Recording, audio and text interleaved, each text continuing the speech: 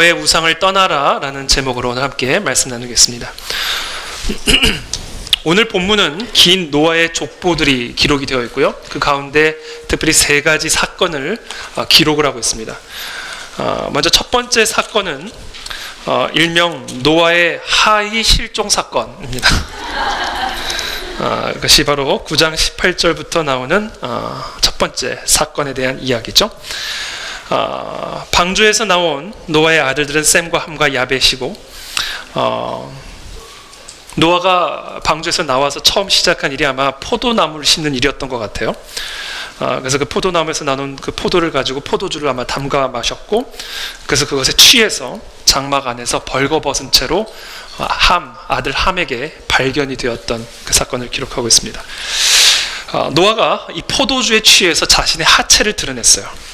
그럼 하체를 드러냈다는 것은 부끄러움을 모르는 상태를 의미하는 겁니다. 이 타락을 우리가 여러 가지 의미로 정의를 내릴 수가 있는데, 그 중에 하나는 이 부끄러움 가운데에서도 부끄러움을 모르는 상태, 이게 바로 타락한 상태의 의미죠. 그러니까 지금 이 노아가 자신의 하체를 드러냈다는 이야기는 지금 노아가 타락한 상태에 있다는 것을 보여주고 있는 겁니다. 그리고 노아가 누굽니까? 얼마나 위대한 하나님의 사람입니까? 모든 사람들을 심판하실 때 노아와 그 가족만큼은 구원하실 만큼 노아는 의롭고 하나님과 동행하는 사람이었어요. 도대체 그런 노아를 어떻게 이렇게 만들었는가? 무엇이 노아로 하여금 부끄러움 가운데서도 부끄러움을 알지 못하는 이와 같은 타락한 상태로 만들었는가? 술이 그렇게 만들었습니다. 술. 그래서 성경은요, 술에 대해서 많은 경고를 하고 있어요. 그래서 에베소서 5장 18절에 보면 술 취하지 말라, 이는 방탕한 것이니 오직 성령으로 충만함을 받으라. 이 술과 성령의 공통점이 있는데, 그것은 하나같이 사람을 다스리고 지배하는 성향이 있습니다. 그래서 술에 취하든 성령에 취하든 내가 하는 게 아니에요. 술이 하든 성령이 하든, 이게 술과 성령의 공통점이죠.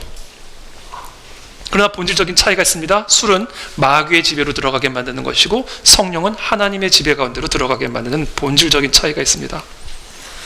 그래서 사도 바울은 술과 성령을 취하는 것에 비유하면서 공통적인 부분과 완전히 다른 상반된 부분들을 강조하고 있는 것이죠. 잠언에서 솔로몬은 또 이렇게 이야기를 합니다. 재앙이 네게 있느뇨, 근심이 네게 있느뇨, 분쟁이 네게 있느뇨, 원망이 네게 있느뇨, 까닭 없는 상처가 네게 있느뇨, 붉은 눈이 네게 있느뇨, 이 모든 것들이 누구에게 있는지 아는가? 바로 술에 잠긴 자에게 있고 혼합한 술을 구하러 다니는 자에게 있느니라. 그 당시에도 폭탄주가 있었나 봐요.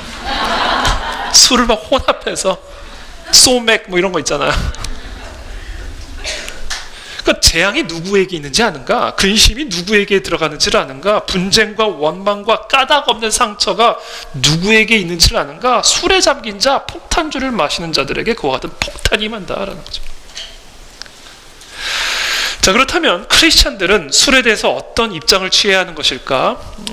오늘 첫 번째 이 에피소드, 노아의 하이 실종 사건은 우리들에게 성경적인 음주관에 대해서 가르쳐주고 있습니다. 자, 성경적인 음주관, 성경이 가르쳐주는 음주에 관한 가르침은 무엇인가? 술은 입에도 대지 않는 게 가장 좋습니다. 술은 입에도 대지 않는 게 가장 좋아요. 왜냐하면 술은 노아와 같이 의롭고 거룩한 사람도 자신의 하체를 드러내게 만들기 때문에 그래요. 그게 술이에요.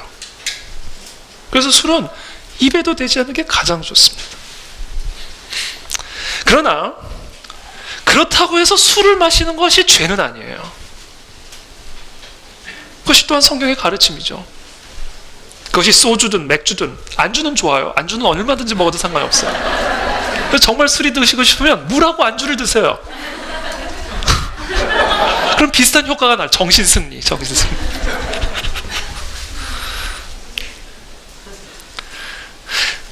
그것이 소주든 맥주든 와인이든 막걸리든, 술은 입에도 대지 않는 게 가장 좋지만 경우에 따라서는 술을 마실 수 있어요. 그것은 율법의 문제가 아니라 자유에 속한 문제입니다. 예컨대 하루에 한 잔 정도의 와인은 건강에 매우 좋다는 의학적 보고가 있습니다. 심혈관계 질환을 줄이고요, 나쁜 콜레스테롤의 수치도 줄이고요, 면역체계도 강화시킨다고 합니다. 그래서 바울은 디모데에게 물만 먹지 말고 너의 병을 위해서 포도주를 조금씩 마셔라 라고 권면을 하고 있죠. 물론 지금은 뭐 워낙 좋은 약들이 많이 있기 때문에 뭐 굳이 포도주를 약으로 삼을 필요까지는 없습니다만, 굳이 나 약 먹어야 돼 그러면서 포도주를 마실 필요는 없지만 그러나 그렇다는 것이죠. 뿐만 아니라 술은 친교의 자리에서 서로 간의 친목을 도모하는 데도 도움이 되고요, 또 음식의 맛을 풍성하게 누리는 데 도움을 줍니다. 오죽하면 치맥이라는 고유 용어가 나왔겠어요. 물하고 치킨 먹는 것보다 맥주랑 치킨을 먹으면 더 맛있대요. 전 모르겠어요. 안 먹어봐서 그렇게. 음식의 맛을 더 돋구는 그런 도움을 주기도 하죠. 그래서 그 음식의 자리를, 잔치의 자리를 더 풍성하게 만들어주는 그런 또 유익도 있습니다. 그래서 예수님도 술을 마셨어요. 예수님께서 행하신 최초의 이적은요, 심지어 물을 포도주로 바꿔서 드시는 사건이었어요. 심지어 예수님은 당시 바리새인들로부터 먹기를 탐하고 포도주를 즐기는 자라는 비판까지 받으셨습니다. 경건한 삶의 아주 모델이었던, 경건한 삶을 가장 휩썼던 사람들이 청교도들이죠. 이 청교도들은요, 해적의 술이라고 불리는 럼주를 그렇게 마셨어요. 럼주의 그 주도, 알코올 농도는요, 소주가 17도에서 18도 정도 되잖아요. 장로님 맞죠?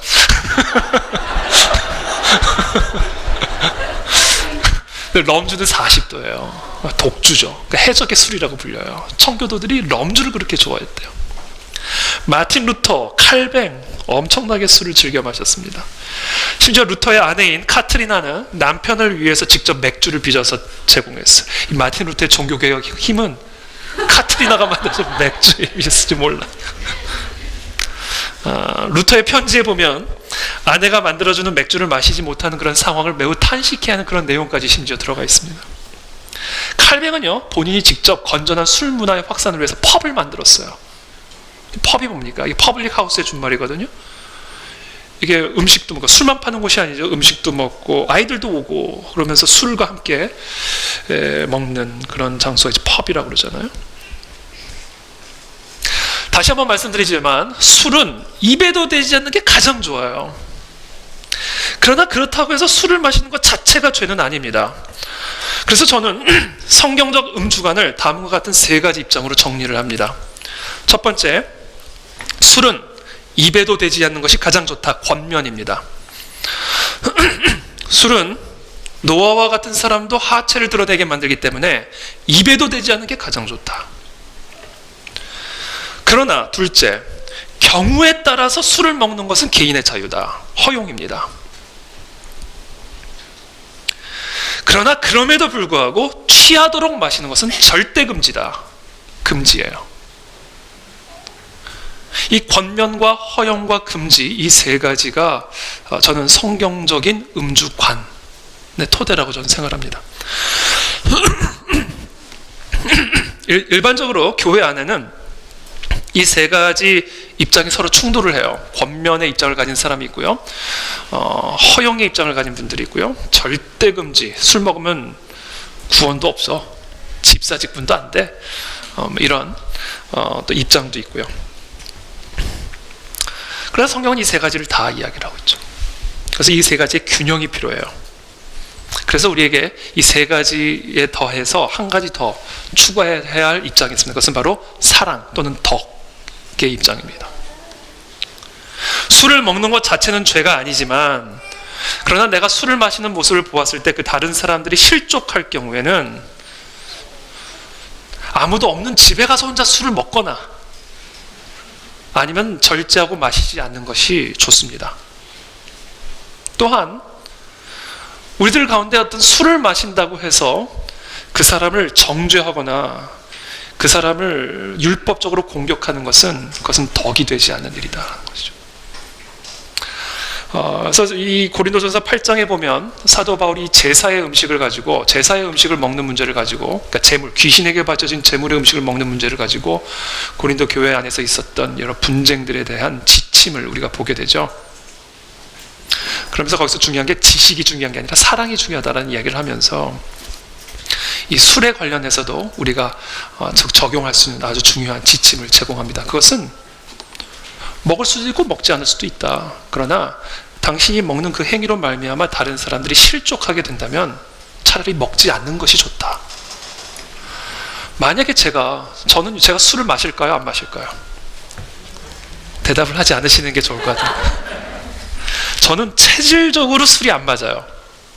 그래서 저는요, 알코올이 정말 갑자기 포즈가 나왔네. 조금만 들어가도 저는 완전히 온몸이 시뻘개집니다. 술을 마실 수가 없어요.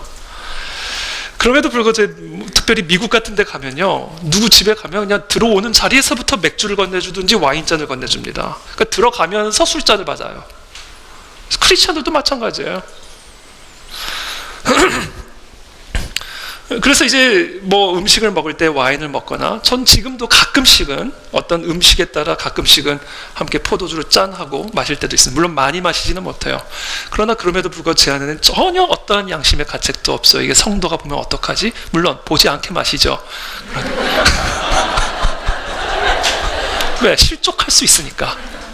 먹는 것에 대해서는 전혀 분함이 없어요. 만약에 제가 오늘 점심 때 김밥 먹으면서 와인 하나를 꺼내서 마신다, 그 여러분 시험 드실걸요? 시험 드실 거예요.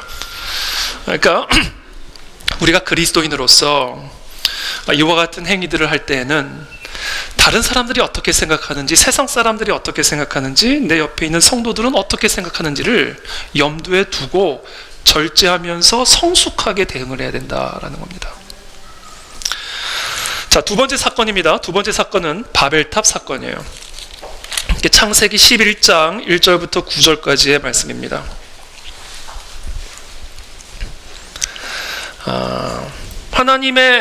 노아의 세 아들이 이제 생육하고 번성을 해서 땅에 충만하게 되었어요. 그리고 그 자들이 결국은 낳고 또 낳아서, 이게 10장에 기록된 이야기죠. 낳고 또 낳아서 결국 무슨 일을 하게 되었는가? 바벨탑을 쌓게 되었다라는 이야기입니다. 3절부터의 말씀이죠. 11장 3절 말씀. 서로 말하되, 다 이게 노아의 후손들이에요. 그 홍수의 심판을 면하여 구원을 받은 그 노아의 자손들입니다. 서로 말하되, 자, 벽돌을 만들어 견고히 굽자 하고, 이에 벽돌로 돌을 대신하며 역청으로 진흙을 대신하고, 또 말하되, 자, 성읍과 탑을 건설하여 그 탑 꼭대기를 하늘에 닿게 하여 우리 이름을 내고 온 지면에 흩어짐을 면하자 하였더니, 여호와께서 사람이 건설하는 그 성읍과 탑을 보려고 내려오셨더라. 여호와께서 이르시되, 이 무리가 한 족속이요 언어도 하나이므로 이같이 시작하였으니 이후로는 그 하고자 하는 일을 막을 수 없으리로다. 자, 우리가 내려가서 거기서 그들의 언어를 혼잡하게 하여 그들이 서로 알아듣지 못하게 하자 하시고, 여호와께서 거기서 그들을 온 지면에 흩으셨으므로 그들이 그 도시를 건설하기를 그쳤더라 라고 기록을 하고 있습니다. 지금 이 사건은 무엇을 우리에게 창세기의 저자는 가르쳐주고자 하는 것이냐면, 창세기 6장에 나오는 노아 심판 이전에 사람들의 생각이 항상 악하고 그들의 모든 마음의 계획들이 언제나 악하다라는 사실을 하나님이 보고는 근심하여 탄식하며 이들을 쓸어버리기로 작정하셨을 때, 바로 그 사람들의 마음의 상태가 홍수로도 씻겨지지 아니하고 그 노아의 후손을 통해서 계속해서 반복적으로 반복되고 있다는 사실을 보여주고 있는 겁니다. 그 탑 꼭대기를 하늘에 닿게 하여, 그건 뭐예요? 인간의 과학과 인간의 기술로 문명의 발전을 이룩하여 그 문명이 하늘에 닿게 하자. 이것은 무슨 얘기예요? 어떻게 하늘에 닿을 수가 있겠어요? 이것은 영적인 표현이죠. 저 하늘에, 이 천지 사방에 붙어있는 하나님의 이름을 떼고 그곳에 내 이름을 붙이자, 우리의 이름을 붙이자. 우리의 기술의 능력, 우리의 문명의 찬란함과 위대함을 저 하늘 꼭대기에 붙이자. 저 하나님의 이름을 떼어내라. 이게 뭐예요? 인본주의적인 사상이죠. 신은 죽었다. 니체의 말이죠. 신은 죽었다. 왜 죽었는지 아세요? 니체의 표현이에요. 우리가 신을 죽였다. 저 하늘에 붙어있는 하나님의 이름 딱지를 떼버렸다. 신을 죽였다. 사람이 어떻게 하나님을 죽이겠어요? 니체는 하나님을 인정하지도 않는 사람인데, 그것은 뭐예요? 철학적으로 사상적으로 있지도 않은 그 신을 우리의 사상 속에서 완전히 제거해버렸다. 그러면서 뭐라고 이야기하는지 아세요? 니체가? 그럼 어찌할 것인가? 우리가 신이 되어야 되지 않겠는가? 그러니까 저 하늘에 붙어있는 하나님의 이름 딱지를 떼버리고 거기에 인간의 이름, 사람의 이름, 이 문명의 찬란함을 붙이자라는 거죠. 인본주의입니다. 그러니까 창세기 3장에 아담과 하와가 하나님의 말씀을 거역하고 스스로 하나님과 같이 높아지고자 했던 그 인간의 타락한 본성은 노아의 홍수로도 씻겨나가지 않으냐고 다시금 반복적으로 반복되고 있다는 사실을 이 창세기의 기자는 의도적으로 강조하고 있는 겁니다. 편집을 그렇게 했어요. 그러면 이들이 그토록 자신의 이름들을 내고 자신들의 찬란한 문명들을 저 하늘 꼭대기까지 닿게 하려고 시도하고 쌓고 노력하고 애썼던 그 이유는 무엇일까? 그 궁극적인 목적을 이렇게 말합니다. 온 지면에 흩어짐을 면하자. 이게 바벨탑을 쌓기 위해 수고하고 애썼던 궁극적인 목적이에요. 뭐예요? 온 지면에 우리가 흩어짐을 면하자.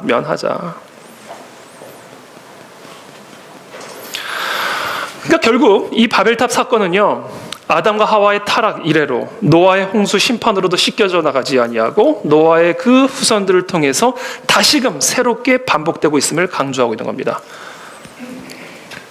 자, 그렇다면 도대체 어디서 어떻게 하나님의 새로운 시대는 시작된다라는 말인가? 제가 지난 주일에 말씀 나누었죠. 하나님의 심판은 필연적으로 하나님의 새로운 시대를 시작한다. 하나님이 쓸어버리시는 이유는 새롭게 세우시기 위함이다. 예수 그리스도의 재림과 함께 오게 될 최후의 심판 이전까지 하나님의 심판에는 그와 같은 은혜가 담겨져 있고 섭리가 있는 것이다. 그렇다면 도대체 어떻게 해서 이 땅의 이 시대는 다시 새롭게 시작할 수 있는 것인가? 노아의 홍수 심판 이후에도 동일하게 새로운 거역과 새로운 심판만이 반복되고 있는데 그것이 하나님이 의미하는 새로운 시대인가? 도대체 어떻게 새로운 시대는 이 땅에서 시작될 것이란 말인가? 자, 창세기 저자는 그 메시지를 우리 독자들에게 전달하기 위해서 아주 의도적으로 노아의 후손으로 등장하는 한 사람을 부각시키기 위해서 모든 이야기의 초점을 모아가고 있습니다. 그 사람의 이름은 바로 아브라함이에요. 아브라함. 세 번째 오늘 마지막 사건이죠. 아브라함의 소명 사건입니다. 여호와께서 아브라함에게 이르시되 너는 너의 고향과 친척과 아버지의 집을 떠나 내가 네게 보여줄 땅으로 가라 라는 부르심의 사건으로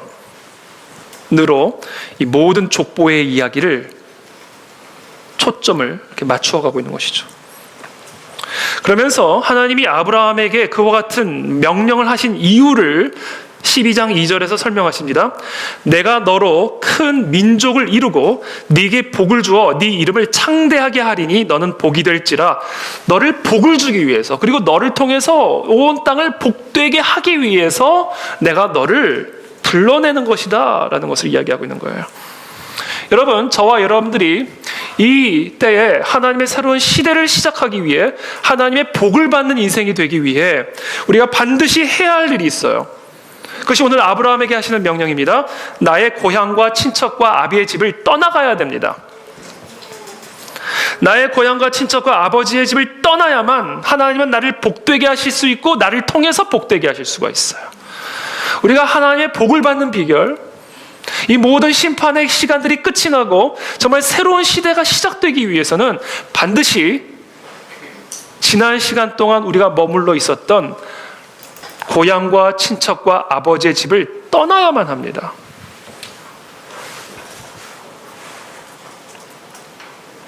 자, 그렇다면 하나님은 도대체 왜 아브라함에게 고향과 친척과 아비의 집을 떠날 것을 명령하셨을까? 왜 그것을 떠나야만 하나님은 우리에게 복을 주실 수 있고 우리의 삶의 새로운 시작을 시작하실 수가 있을까? 첫 번째 이유가 있습니다. 아브라함의 고향 갈대아 우르 지역은 우상 숭배의 땅이었기 때문에 그렇습니다. 어마무시한 우상들을 섬겼던 땅들이에요. 그래서 지금도 대형 박물관이나 세계적인 박물관에 가면 우르 지역에서 출토된 우상들이, 신상들이 지금도 있습니다. 우상의 땅이었어요, 이 우르 지역은. 그래서 이 데라는, 아브라함의 아버지 데라는 우상을 숭배했던 사람이고 당연히 아브라함도 노아의 후손, 셈의 후손인 데라와 이 아브라함도 우상을 섬기는 우상 숭배자들이었습니다. 여호수아서 24장 2절에 보면 이렇게 기록하고 있죠. 여호수아가 모든 백성에게 이르되 이스라엘의 하나님 여호와께서 이같이 말씀하시기를 옛적에 너희의 조상들 곧 아브라함의 아버지 나홀의 아버지 데라가 강 저쪽에 거주하여 다른 신들을 섬겼으나 다른 신들을 섬겼다 이렇게 얘기하고 있죠. 그러니까 하나님께서 아브라함을 갈대아 우르 지역을 떠나라, 친척과 아비집을 떠나라고 명령하신 이유는 그 땅이, 그 집이 우상을 섬기는 땅이었기 때문에 그래요. 우상을 섬기는 집이었기 때문에 그 땅에서부터 떠나라는 거예요. 그래야만 내가 너를 복을 줄 수 있다라는 겁니다. 저는 우리 집들에 있는 모든 우상들이 떠나가게 되기를 축복합니다. 우리 부모님에 있는 우상들이 떠나가게 되기를 바랍니다.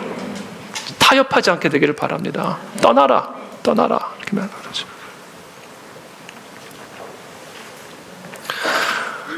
두 번째 더 본질적인 이유가 있습니다. 하나님께서 아브라함으로 하여금 고향과 친척 아비집을 떠나라 하신 더 본질적인 두 번째 이유가 있는데 그것은 뭐냐면 아브라함의 고향과 친척과 아비집이 우상으로 가득한 우상을 섬기는 땅은 맞았지만 그러나 그것을 떠나라 한 이유는 더 본질적으로 그의 고향과 친척과 아비의 집 그 자체가 아브라함의 우상이었기 때문에 그래요.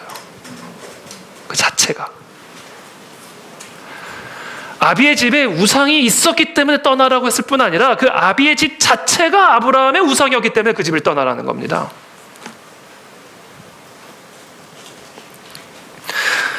아브라함에게 있어서 본토 친척 아비 집은 아브라함의 생존과는 뗄래야 뗄 수 없는 한 몸이에요. 시족사회잖아요. 시족사회.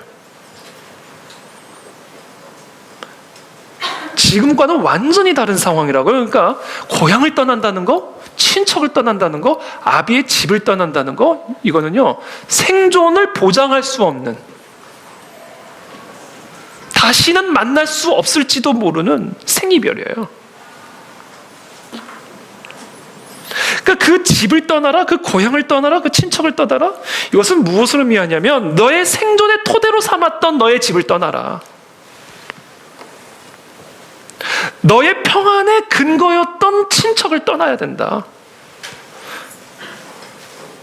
왜냐하면 너의 친척이 너의 생존을 보장한다고 믿고 있는 너의 우상이고 너의 아비의 집이 너의 기쁨을 보장시켜 줄 수 있다고 믿는 우상 그 자체이기 때문에 그것을 떠나서 너의 삶의 토대, 너의 평안의 토대, 너의 기쁨의 토대로 나를 다시금 삼아야 된다라는 거예요.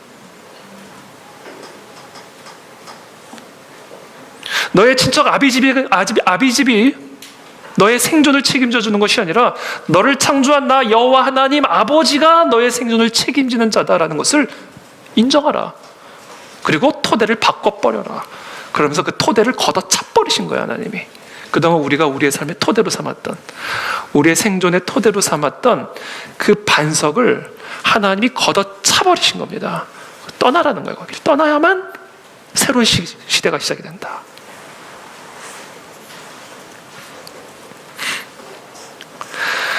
우리가 일반적으로 우상하면 눈에 보이는 신상을 떠올립니다. 이게 1차적으로 우리 마음속에 떠오르는 신상이에요. 그래서 우상이에요. 그래서 여러분 만약에 예를 들어서 우리 교회 안에 지금 이 강대성이 있고 이 중심에 저 무슨 사찰이나 가야 볼 수 있는 그 불상이 옆에 딱 서 있다면 상상해 보세요. 종교 통합 운동 하는 사람들 그런 거 잘하잖아요. 교회 성전에 막 불상 갖다 놓고 다른 이상한 우상들 갖다 놓고 종교 통합 운동 하잖아요. 여러분 그 가증한 예배를 우리가 드릴 수가 있습니까? 어떻게 하나님과 우상을 겸하여 섬깁니까? 있을 수가 없는 일이죠.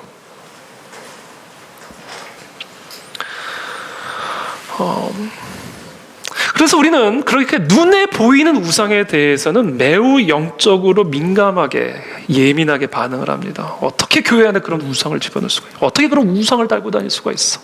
그렇죠? 그러나 여러분 진짜 무서운 우상은요 우리의 마음 안에 있다라는 거예요. 어떤 면에서 우리는 우상 숭배자를 정죄할 자격이 우리는 없어요. 왜냐하면 저와 여러분들 마음 안에도 우상이 있고 있을 수 있거든요.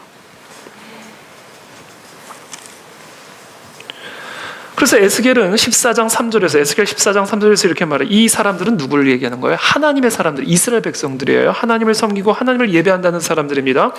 이 사람들이 자기 우상을 마음에 들였다 이렇게 얘기하잖아요. 그러니까 우상이라고 하는 것은요, 저 우상 딴지나 저 사찰 안에만 들어가 있는 게 아니에요. 우상은요, 내 마음 안에도 있어요.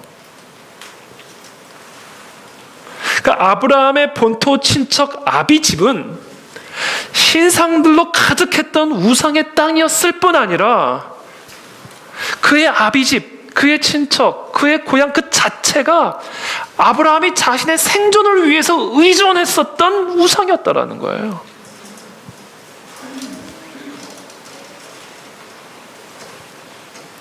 오늘 창세기 11장에 기록하고 있는 이 바벨탑, 이 바벨탑은요, 바로 우리들의 마음속에 세워져 있는 우상을 상징한다라고 저는 묵상했습니다.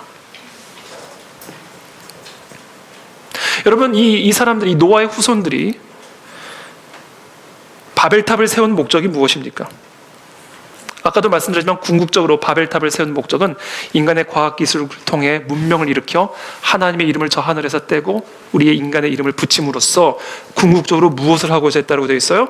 흩어짐을 면하기 위함이었다라고 이야기합니다. 흩어짐을 면하자. 그러면서 바벨탑을 애쓰고 수고하면서 세워간 거예요. 이게 그러니까 흩어짐을 면하는 것을, 흩어지는 것을 면하기 위해서 바벨탑을 쌓았던 겁니다. 여러분, 그래서 바벨탑이 우상인 거예요. 이게 무슨 얘기냐면요, 우상이란 건 뭐냐면 그것만 있으면 면할 수 있을 것이다라는 믿음, 이게 우상이에요. 그래서 바벨탑이 우상이에요. 어마어마하게 거대한 신상인 겁니다. 그리고 그 바벨탑은 동일하게 내 마음 안에도 있다라는 거.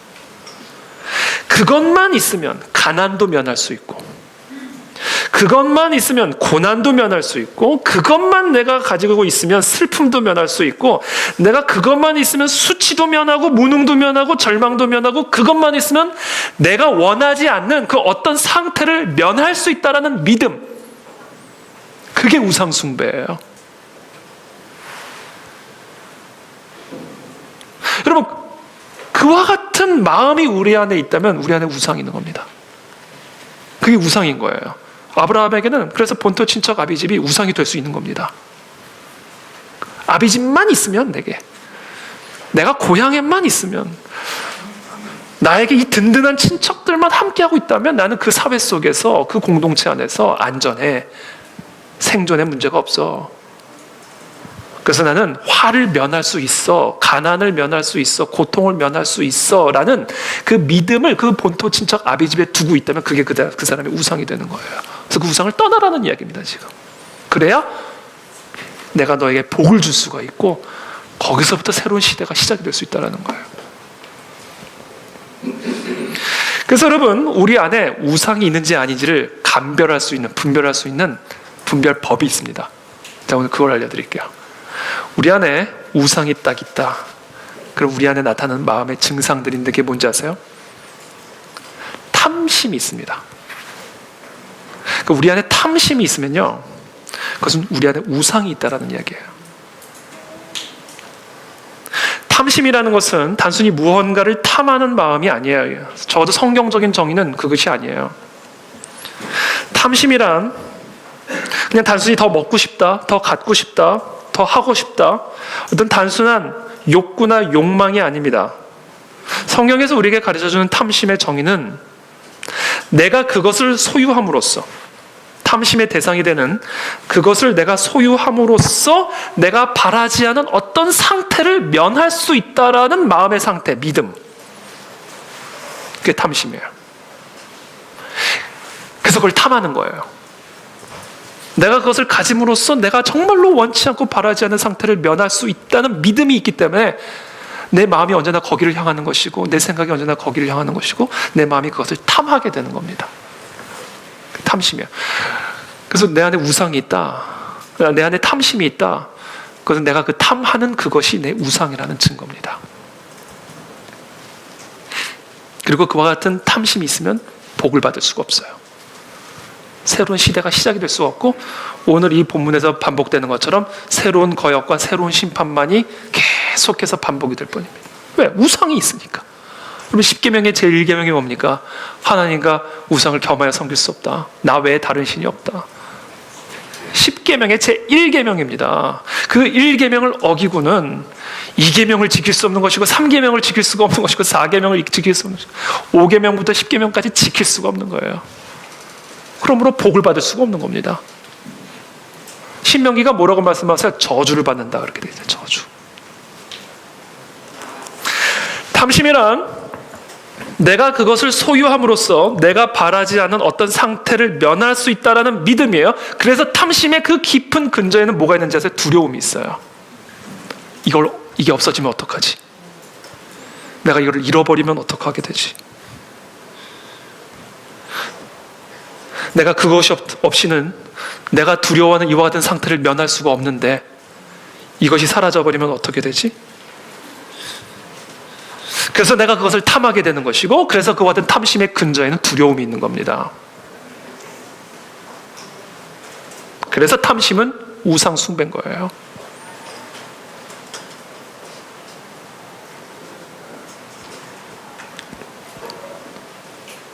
그래서 사도 바울이 땅에 있는 지체를 죽이라. 곧 음란과 부정과 사욕과 악한 정욕과 탐심이니, 탐심은 곧 뭐다? 우상 숭배니라. 이게 탐심의 정의예요. 탐심은 우상 숭배예요. 이게 성경의 정의입니다. 고향과 친척과 아비의 집은요, 본질적으로는 너무나 좋고 너무나 아름답고 너무나 귀한 축복이고 선물이죠. 고향이 있다는 게 얼마나 큰 축복입니까?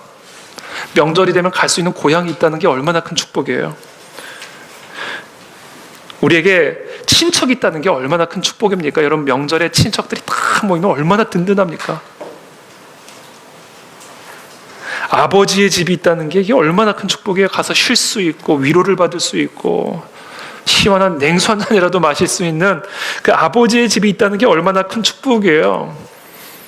그것은 분명한 선한 것이고 축복인 것은 분명하지만, 그러나 그것으로 말미암아 내가 가난을 면할 수 있다고 생각한다면, 내가 그것 때문에 수치를 면할 수 있고 그것 때문에 절망을 면할 수 있고 그것이 없이는 내가 절망을 면할 수 없다라는 믿음이 내 안에 있다면, 그것은 우상이다라는 거예요. 그건 가족이 아니라 우상이라는 거예요. 그것은 그냥 돈이 아니라 우상이라는 거예요. 그것은 그냥 직장이 아니라 우상이라는 거예요. 우리의 삶을 궁극적으로 책임지시는 분은 나의 고향도 아니요, 나의 친척도 아니요, 나의 아비집도 아니라 오직 여호와 하나님 한 분뿐이라는 사실을 믿으시기를 축복합니다. 그것을 회복해야 된다는 거죠. 그것을 위해 떠나라는 거예요. 이게.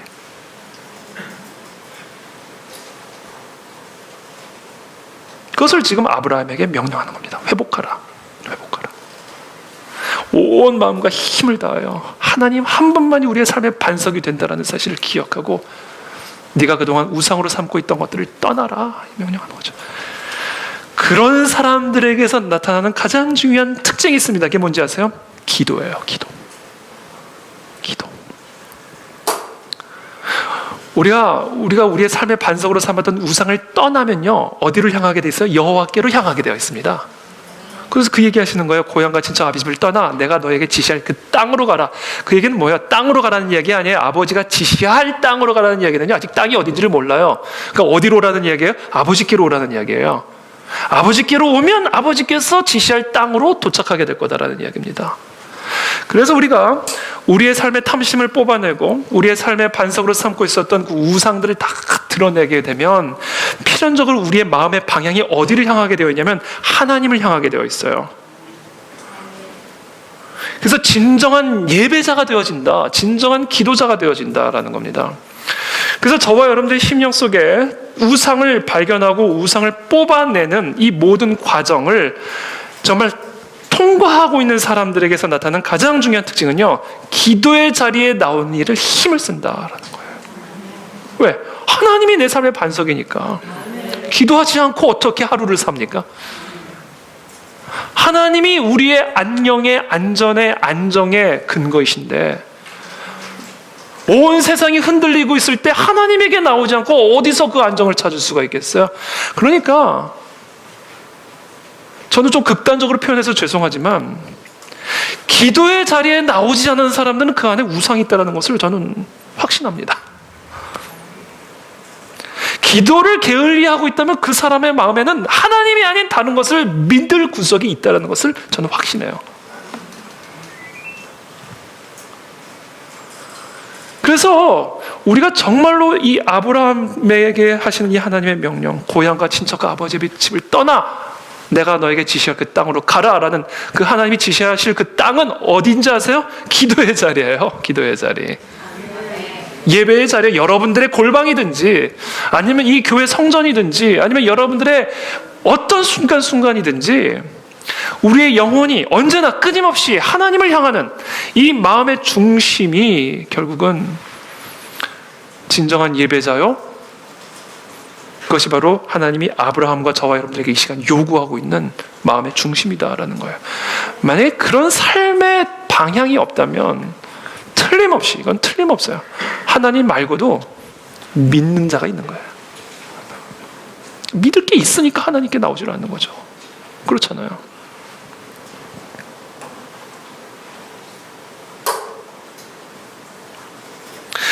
자, 그렇다면 우리가 어떻게 해야 도대체 이 우상을 떠날 수 있을까? 이 우상이요, 여러분, 이게 보통 강력한 게 아니에요. 이 오죽하면 어떤 사람은 우리의 어떤 신학자는 우리의 마음을 우상 공장이라고 얘기를 했어요. 때도 또 나와요. 이게 타락한 인간의 본성이기 때문에 스스로 하나님처럼 되고자, 스스로 하나님처럼 된다고 해서 우리가 하나님이 되는 게 아닙니다. 사실은. 왜? 우리는 하나님이 될 수가 없거든요. 지혜도 한계, 능력도 한계, 생명 자체가 한계가 있는 존재들이기 때문에 스스로 하나님처럼 된다고 해서 하나님이 되는 게 아니에요. 그게 뭐를 의미하는 거냐면요, 내가 하나님처럼 된다는 게 아니라 하나님이 될 만한 것을 찾는다는 얘기예요. 하나님 빼고. 그래서 교만은 필연적으로 우상 숭배로 갑니다.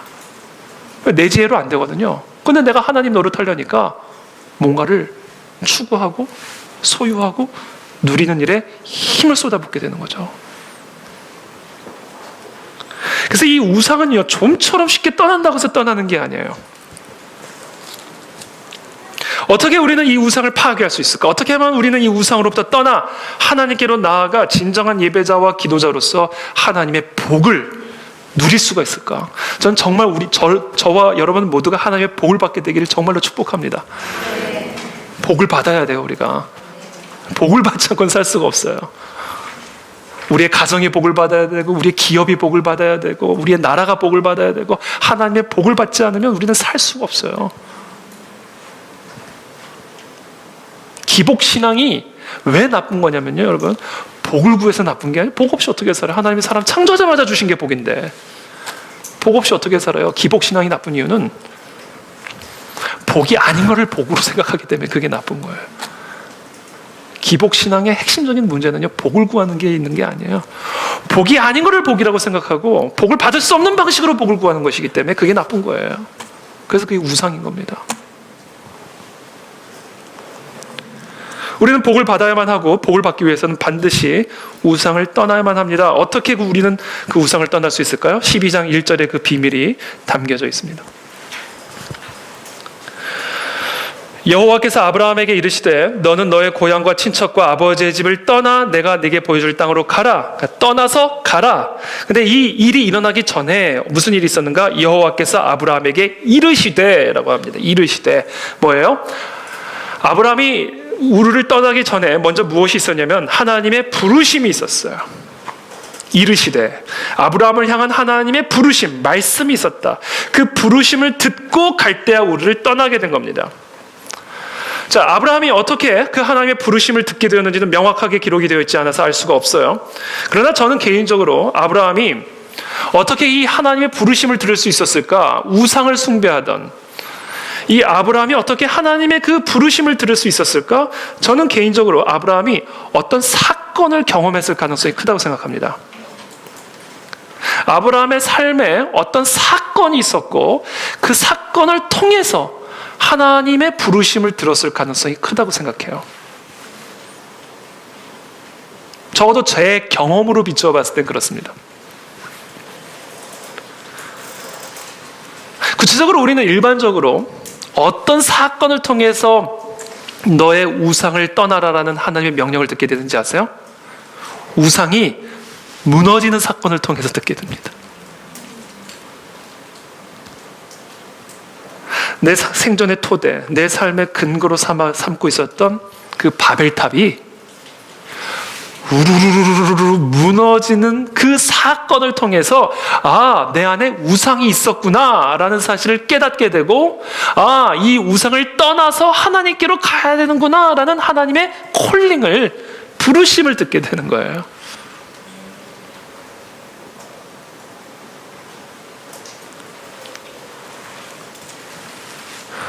저와 여러분들의 삶에 이와 같은 무너지는 경험들을 지금 하고 계시는 분들이 계십니까? 그 안에 부르심이 있어요, 여러분. 그 부르심을 들어야 됩니다.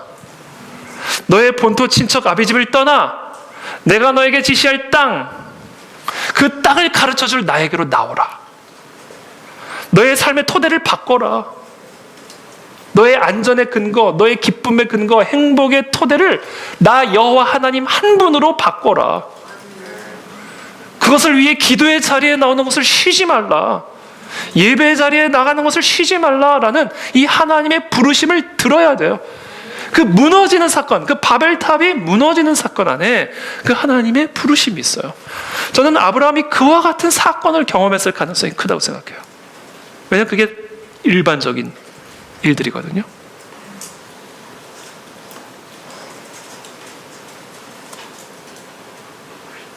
이게 바로 제가 지난주에 말씀드린 이거 있잖아요. 이건 뭐야? 꺾이는 것의 의미예요. 꺾이는 것의.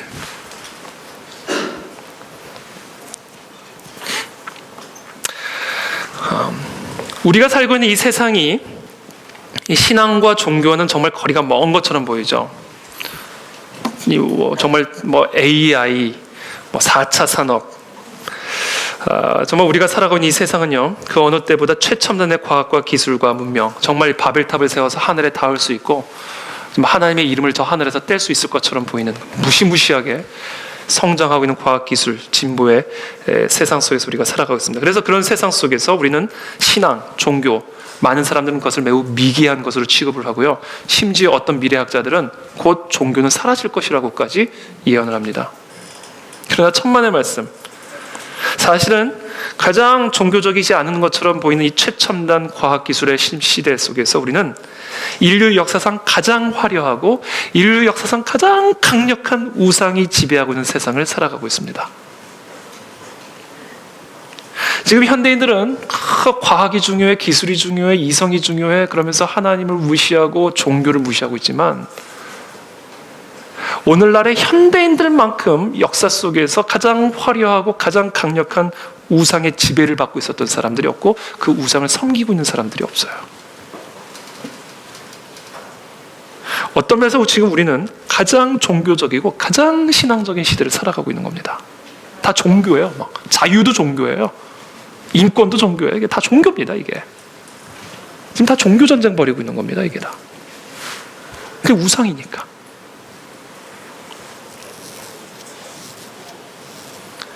이 땅이 얼마나 강력한 우상의 지배를 받고 있는지를 우리가 무엇을 통해서 아는지 아세요? 세상이 흔들리니까 다 흔들려. 우리는 환란의 때에 얼만큼 우리가 이 세상의 문명과 이 세상의 기술과 이 세상의 과학을 우리의 우상으로 삼고 있었는지를 보게 되는 거예요. 왜? 온 세상이 흔들리니까 막 내 마음이 막 흔들리거든요. 같이 흔들리거든요.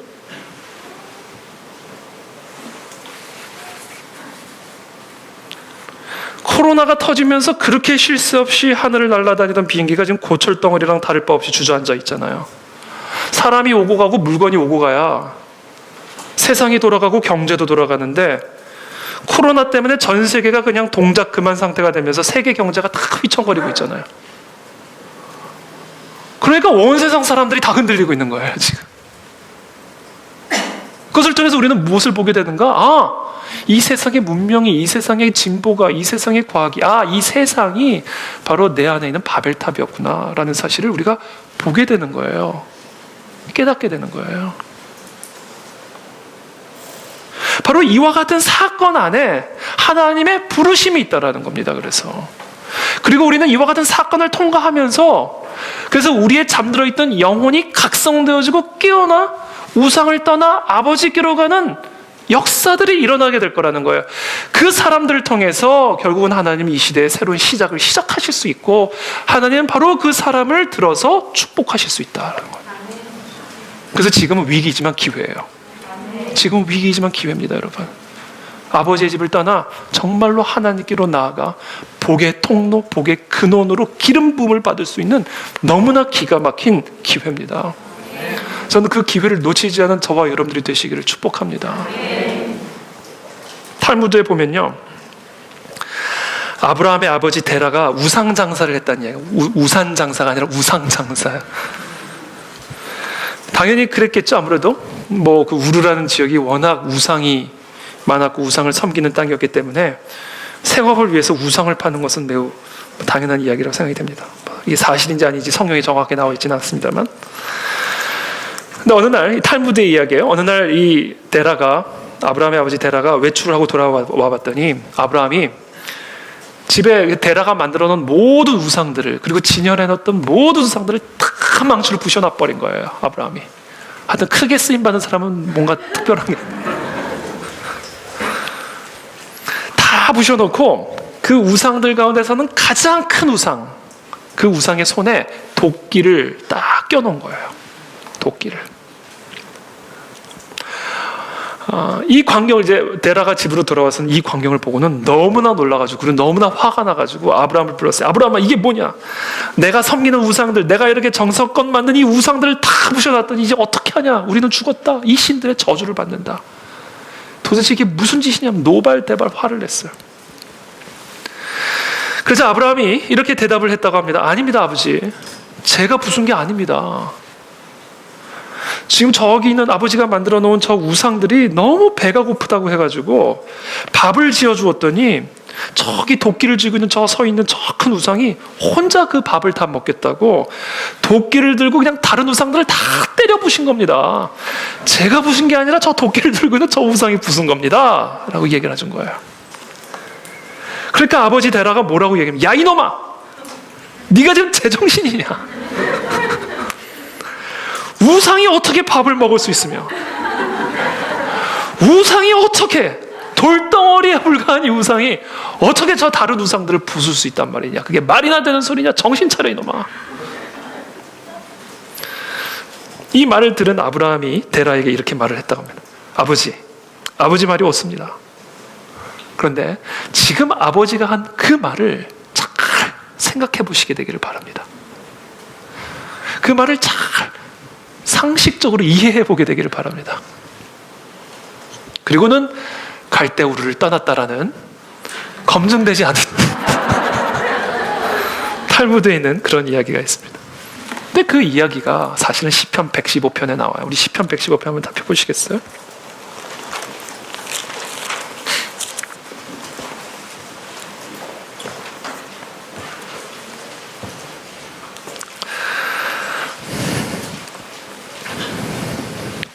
시편 115편 4절부터 말씀인데요. 한번 제가 그냥 쭉 한번 읽어보겠습니다. 그들의 우상들은 은과 금이요 사람이 손으로 만든 것이라. 입이 있어도 말하지 못하며, 눈이 있어도 보지 못하며, 귀가 있어도 듣지 못하며, 코가 있어도 냄새 맡지 못하며, 손이 있어도 만지지 못하며, 발이 있어도 걷지 못하며, 목구멍이 있어도 작은 소리조차 내지 못하느니라. 우상들을 만드는 자들과 그것을 의지하는 자들이 다 그와 같으리로다. 그러므로 이스라엘아, 여호와를 의지하라. 너의 본토 친척 아비집 우상을 떠나 여호와 하나님이 지시할 그 땅, 그 여호와 하나님만을 의지하며 한 걸음 한 걸음 전진해 나아가라. 그만이 너희의 도움이시요 너희의 방패시로다.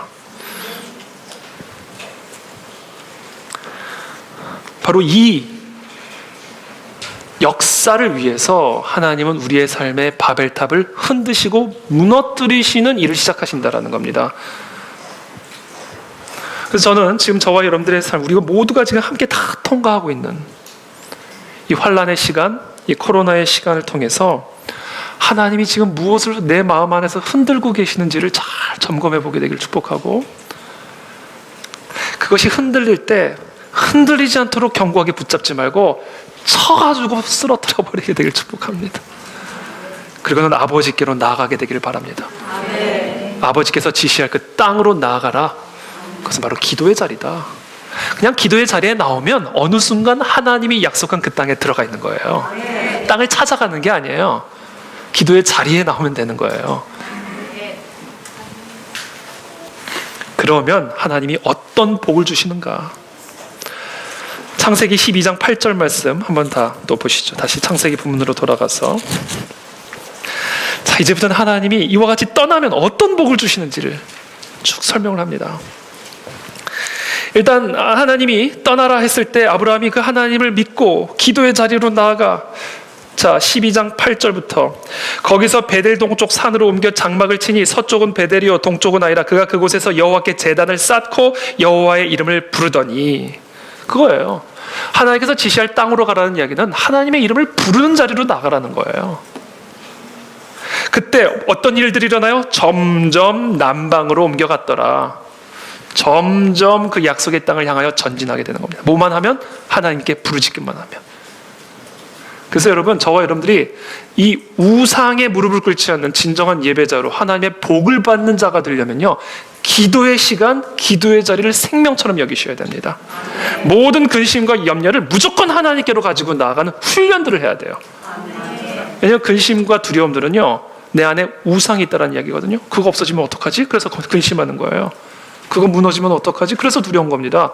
그러니까 우리는 끊임없이 독버섯처럼 내 마음에서 생산해내는 이 우상과 두려움과 탐심을 끊임없이 하나님께로 가지고 나가 토해야 됩니다.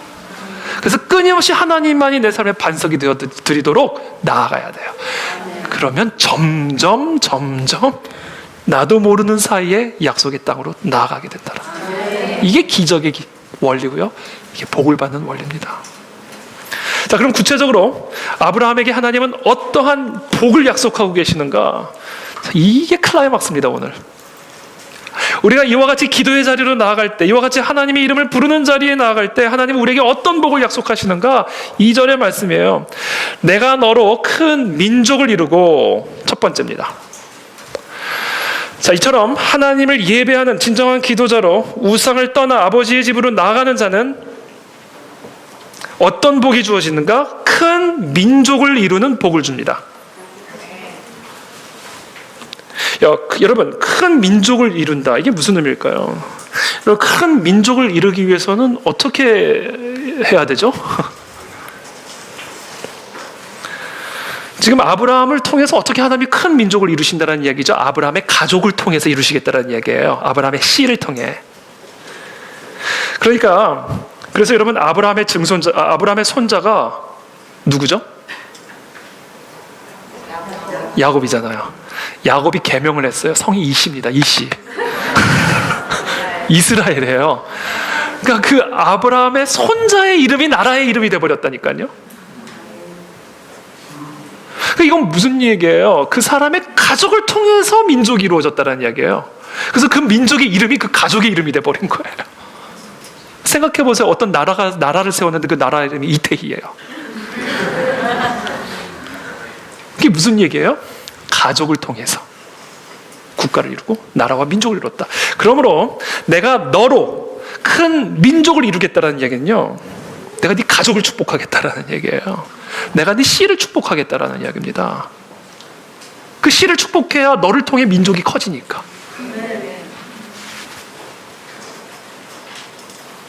그래서 여러분, 하나님이 우리가 이와 같은 순종을 행하게 되면 하나님이 우리에게 복을 주시는데, 어떤 복을 주신다? 우리의 자녀들의 복을 주시고 우리의 씨를 복 주십니다. 우리의 가족을 복을 주셔요. 여기 계신 한 분 한 분의 가정을 하나님이 축복하신다고요. 그리고 그 복을 통하여 한 가정 한 가정에 주신 그 복을 통하여 이 나라와 민족을 복 주신다라는 겁니다. 가정이 나라예요. 그래서 여러분, 아브라함이 민족을 이루었잖아요. 아브라함의 가족이 민족을 이루었잖아요. 그러니까 우리의 가족이 곧 나라예요. 이 나라는요, 가정의 집합체입니다. 그러니까 한 가정 한 가정을 하나님이 복을 주시잖아요. 그럼 그 나라가 복을 받게 되어 있어요.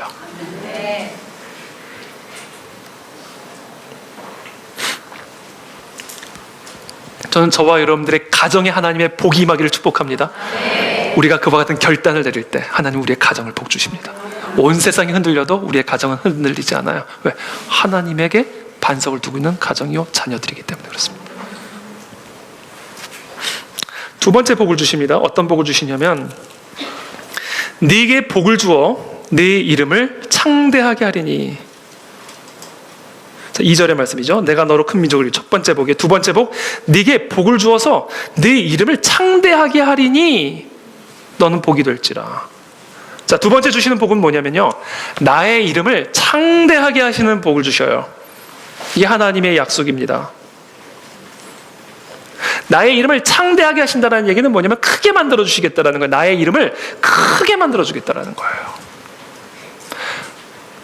이와 같이 아브라함의 순종을 행하는 자들에게 여호와 하나님만을 우리의 삶의 반석이요 유일한 토대로 삼고 하나님만을 부르며 의지하며 나아가는 자들에게 하나님은 그의 이름을 크게 만드는 축복을 주신다는 거예요. 전 저와 여러분들의 이름을 하나님이 크게 만들어 주시기를 축복합니다. 이름 석자, 땅, 그 이름이 큰 이름이 되기를 축복합니다. 그러면 그 큰 이름이 뭘까? 이름을 크게 쓰면 큰 이름인가? 이름에 대자가 들어가면 큰 이름인가? 아니면 세상에서 유명한 사람, 누가 들어도 다 아는 그 이름을 가진 자가 되면 내 이름이 큰 이름이 되는 것일까? 도대체 큰 이름이 된다는 것은 무엇을 의미하는 것일까? 여러분, 세상에는요, 큰 이름이 있고 작은 이름이 있습니다. 하나님만을 경외하는 자들에게 하나님은 큰 이름을 주시겠다고 약속하셨어요. 일반적으로 큰 이름, 그러면 아마 세상적으로 가장 유명한 사람을 생각할 거예요. 여러분, 세상에서 가장 유명한 사람, 세상에서 가장 큰 이름, 세상에서 가장 창대한 이름을 가진 사람 한 사람만 꼽으라고 한다면 누구를 꼽을까요? 저는 그냥 문득 떠오른 사람, 미국의 45대 대통령 도널드 트럼프 대통령이 떠올랐어요. 그 사람의 이름이 서명된 문서의 힘은 그 누구의 이름으로 서명된 문서와는 비교할 수 없는 힘을 가지고 있습니다. 그러나 그러한 이름이라 할지라도, 그렇게 큰 이름이라 할지라도요, 50년만 지나도 그 사람의 이름이요, 사람들의 머릿속에서 가물가물해져요. 50년만 지나도. 50년까지 안 갈 수도 있어요. 여러분, 미국의 23대 대통령 1889년부터 1893년까지 대통령직을 수행했던 23대 대통령이 누군지 아시는 분? 누군지 아시는 분? 그분의 이름은 벤자민 해리슨이에요. 여러분 아마 처음 들어보셨어요. 해리슨 포드는 들어보셨어도 벤자민 해리슨 아마 처음 들어보셨을걸요. 여러분, 이 세상에서 가장 큰 이름은 어떤 이름일까? 이 세상에서 가장 크신 분이 존귀하게 여기시는 이름이 가장 큰 이름이에요. 많은 세상 사람들이 알고 있는 이름이 큰 이름이 아니에요. 시간이 지나면 다 잊혀져요. 아무도 몰라요. 그러나 이 세상 사람들은 전혀 알지 못하고, 이 세상 사람들은 전혀 알아주지도 않을지라도 이 세상에서 가장 높고 위대하신 그분이 그 이름을 존귀하게 여긴다면 그 이름은 이 세상에서 가장 큰 이름이 되는 거예요. 그렇다면 하나님은 어떠한 이름을 가장 존귀하게 여기실까? 하나님을 경외하고 하나님만을 사랑하는 그 이름을 하나님은 존귀하게 여기셔요. 그래서 하나님은 그 사람을 창대하게 하신다. 그래서 아브라함의 이름을 창대하게 하겠다고 약속하신 거예요. 그래서 하나님이 다윗의 이름을 창대하게 하시겠다고 약속해요. 왜? 내 마음에 합하기 때문에.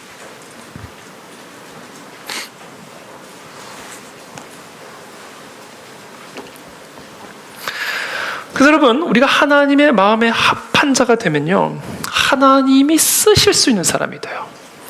그래서 저는 결론적으로 이 창대한 이름이 된다, 창대한 이름이 된다는 건 어떤 의미입니까? 하나님이 사용하시는 이름, 하나님이 하나님의 뜻을 이루기 위해서 사용하실 수 있는 그 사람, 바로 그 사람의 이름이 이 세상에서 가장 위대하고 창대한 이름이다. 왜? 하나님이 기억하시는 이름, 하나님이 존귀하게 생각하시는 이름.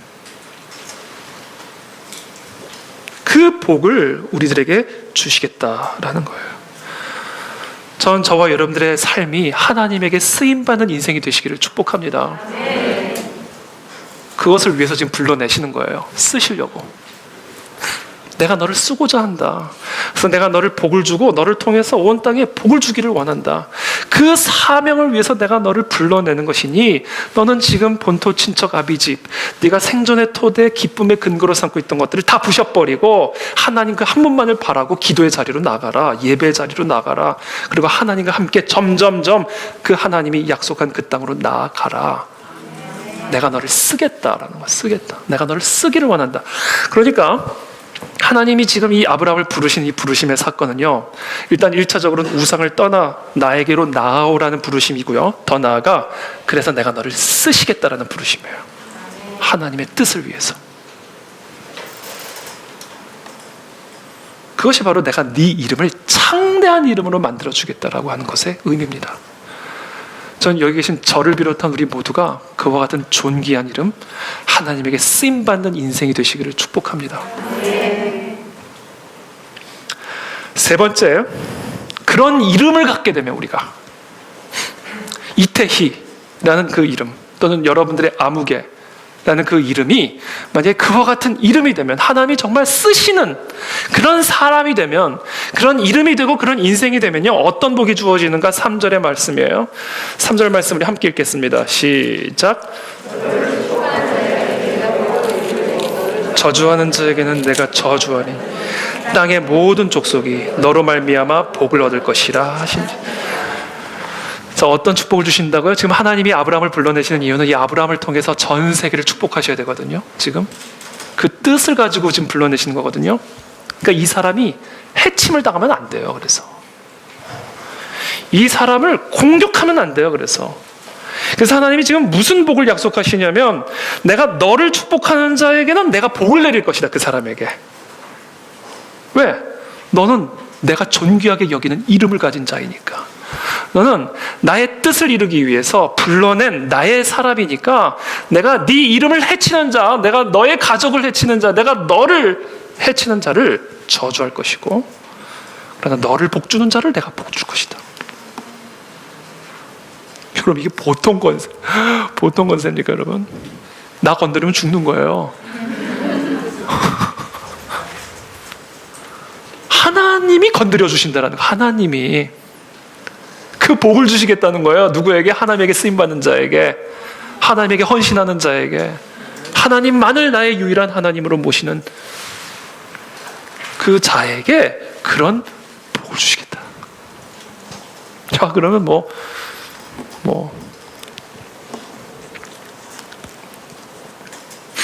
여러분, 사람은 사실 아무것도 아니에요. 사람은 노아를 보세요. 포도주 맞고 하체 드러내고 있잖아요. 그런 노아도. 아브라함 보세요. 오늘 우리가 아까 읽었지만 지금 제가 자세히 너무 창피해서 제가 이야기를 못하겠어. 어떻게 자기가 살려고 내가 정말 읽을 수가 없어요. 너무 창피해가지고. 네? 그러니까 사람은 아무것도 아니에요. 사람은 예외 없이 연약하고 예외 없이 부족하고 심지어 죄악돼요. 그러나 여러분, 그럼에도 불구하고 사람이 다 똑같은 게 아니에요. 사람은 다 똑같아 그러면 할 말 없어요. 그러나 그럼에도 불구하고 사람이 다 똑같은 사람이 아니에요. 이름이라고 다 똑같은 이름이 아니에요. 하나님이 복을 주시는 사람이 있고 복을 주시는 이름이 있고 하나님이 쓰시는 인생이 따로 있다고요. 그것을 위한 조건을 오늘 말씀하고 계시는 겁니다. 그러니까 여러분들 알아서 하십시오. 알아서. 이게 오늘의 결론입니다. 바로 그것을 위해서 하나님은 아브라함을 본토 친척 아비집으로 떠나게 하시는 거예요. 떠나게 하시기 위해서 저는 모종의 사건이 있었을 거라고 생각합니다. 무너뜨리는 사건, 무너지는 사건, 흔들어 버리는 사건. 그 사건 속에 그와 같은 복된 부르심이 있었다. 저 오늘날 이 흔들리는 이 상황 속에서 그 부르심을 듣는 저와 여러분들이 되시기를 축복합니다. 그 복의 자리로 나아가는 저와 여러분들이 되시기를 예수님의 이름으로 축복합니다. 함께 기도하며 나가겠습니다.